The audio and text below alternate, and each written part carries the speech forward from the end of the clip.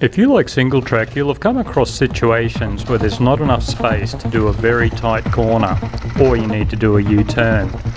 You can also hit logs that are at extreme angles with no run-up. Pivot turns are a very handy technique to have up your sleeve. If you have a trials bike, it will be much easier to learn the pivot turn on that first, then transfer the technique to your enduro bike. Done properly, you can actually turn around in less than the length of your bike.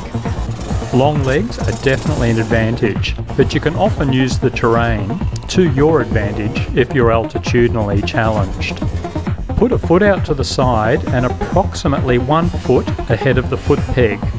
If you have a choice, this works better turning left, as you can cover the rear brake in case you start to flip the bike. Release the clutch with a blip of the throttle and pull the bike into a wheelie. You need to pull back on the bars and also in the desired direction. Feather the clutch so the bike won't stall.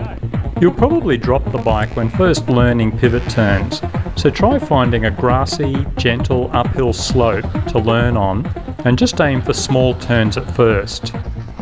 As you progress, try this in figure 8 so you can do both directions well and eventually work up to 180-degree turns. Short legs. When in gnarly terrain, it's a huge help if you can find a rock or bank to stand on when making a pivot turn. If you watch enduro cross races, you'll frequently see riders using this technique when there's a 180-degree turn on big rocks. You can also use small rocks and other obstacles as kickers. Place the front wheel against them for extra lift as you do your pivot turn. Pivot turns on steep uphills.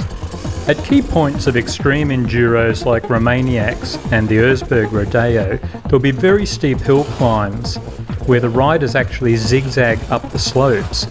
The pivot turn is commonly used by the top riders to swing the bike through 90 degrees and track back and forth across the slope.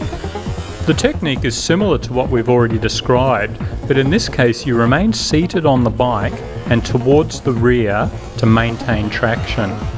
Pivots are also a great way to cross logs when there's no run-up or room to tackle them head-on.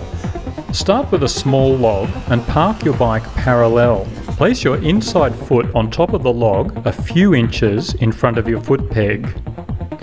Use the basic pivot turn technique we've mentioned and make sure everything happens in one fluid motion. You'll need to build up sufficient momentum for the bike to cross the log without needing too much traction on the log. Throttle control is important, especially when a log is wet and slippery, like this one.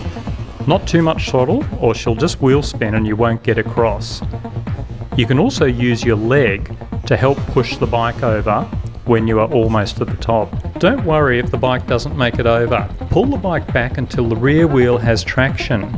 Stand on the foot pegs with your body weight to the rear, then quickly release the clutch with a blip of the throttle to start a wheelie. Throw your body weight forward and back off the throttle to avoid wheel spin. Stuck on a ledge? You can use a pivot turn to get back down with minimum energy and time wasted.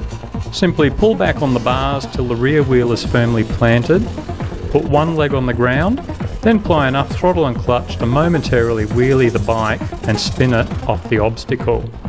While rarely needed, floater turns are an advanced trials technique that definitely look cool on an enduro bike.